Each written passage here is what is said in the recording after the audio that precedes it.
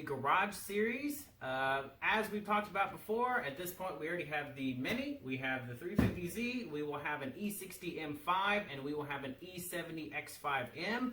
So my wife and I will be covered. We'll have our toys and our runabouts. So now, a few more years have passed. This will be probably 3 years after the purchase of the E60 and E70.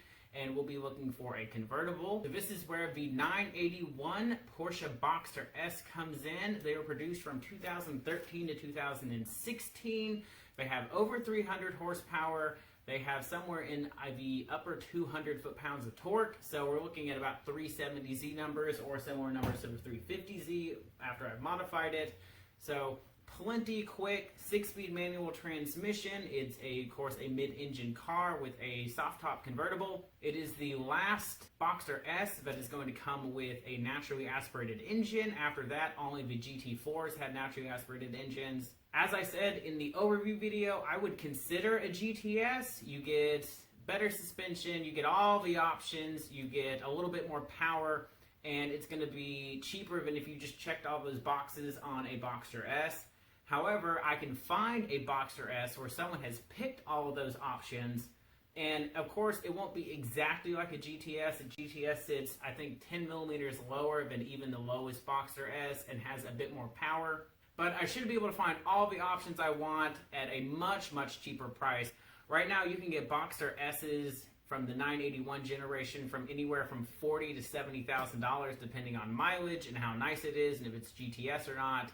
I'm expecting to pay somewhere between $25,000 and $30,000 at the time. We'll see. It might even be as low as $20,000 to $25,000. I just don't know what the depreciation is going to do on these. Of course, it's going to be about 7 to 8 years from now. And there's going to be the fact that it's the last naturally aspirated Boxster S, so they might hold their value a little bit better. But with the GTS and the GT4 helping me out, those are the ones people really, really want, and the Boxster Spider, they're going to be tucked down underneath all that, so hopefully they won't hold their value quite as well.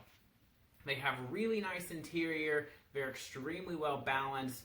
They got not a single bad review when they came out. Everyone loved them. It is an amazing car. It was the first Boxster that did not use doors from the 911.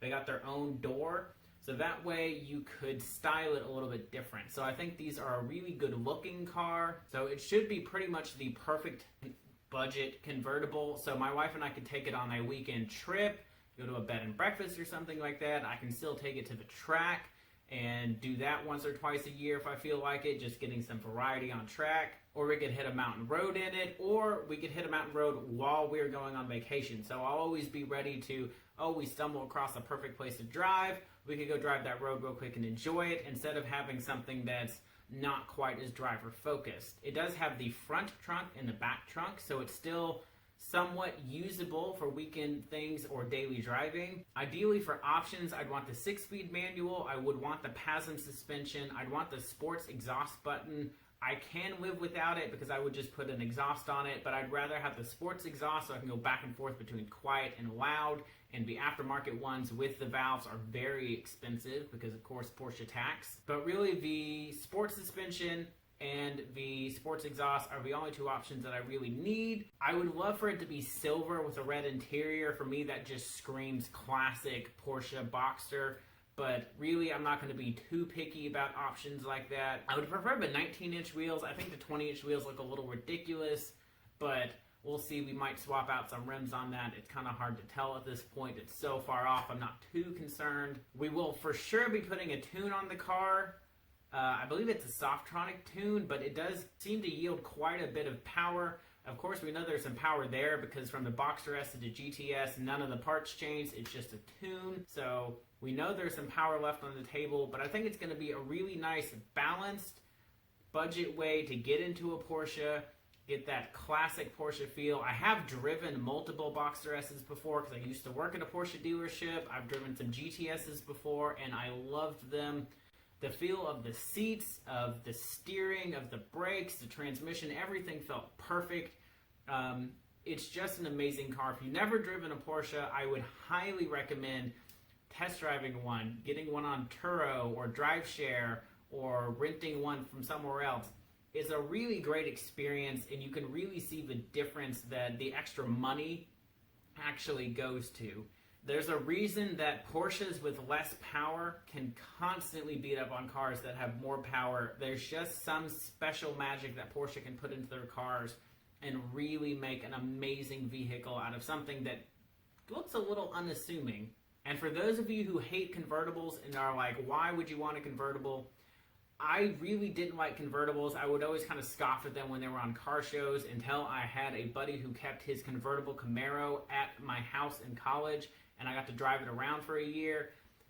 And it was just amazing. Putting the top down and getting to drive around and just have all of the opening scenery over your head, it really was a completely different driving experience. So ripping through the mountain roads in a Boxster, I'm sure, is just amazing.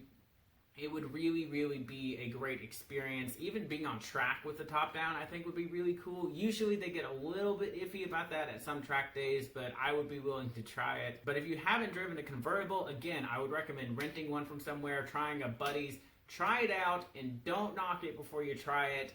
It is really, it's a great experience. I don't know if I would buy like a Ferrari convertible. I don't think I would do that. But for something like a Boxster, I think it is a great option, especially as it's designed ground up as a convertible. So, of course, if you guys have any questions, go ahead and drop those in the comments below. Hit that subscribe button, and I will see you guys next